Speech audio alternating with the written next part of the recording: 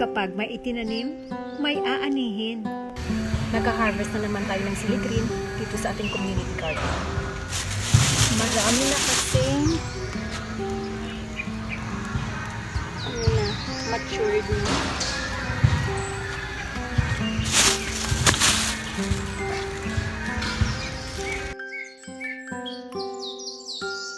Ara na ang balagay.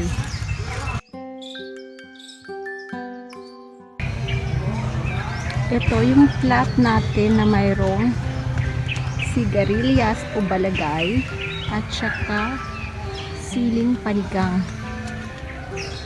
Ayan o.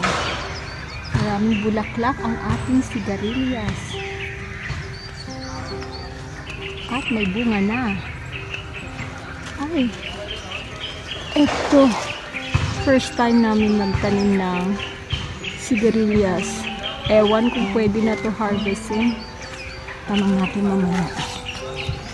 At meron tayong marigold para pantaboy ng insect. Ayun. May malaking sili.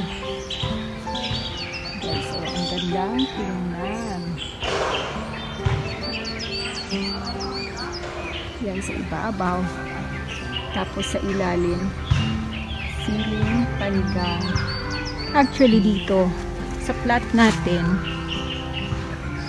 magkabilaan ang siling panigang. Ayan. Tapos sa gitna, nag-insert tayo ng sigarilyas para ma-maximize natin yung space. Kaya lang, masyado yatang marami ang naitanim nating sigarilyas. Kaya ito medyo masikip siya. So next time magtanim tayo, pag nagtanim tayo next time, mag-a-adjust tayo. Ayan.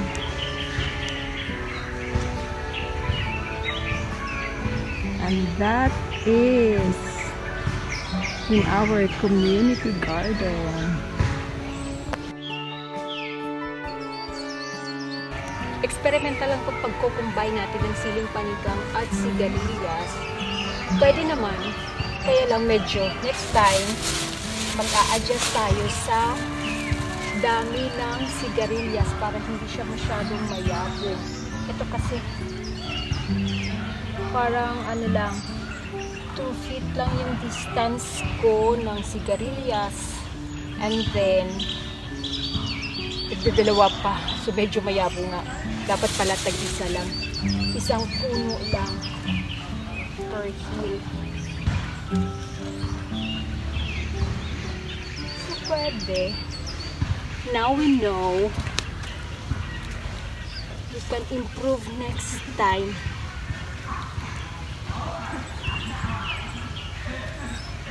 Ganyan talaga sa farming o sa gardening. Kapag may nakikita kang medyo hindi nag-work, adjust ka na naman. Ganun lang kasimple. Siguro naman kahit sa anong bagay.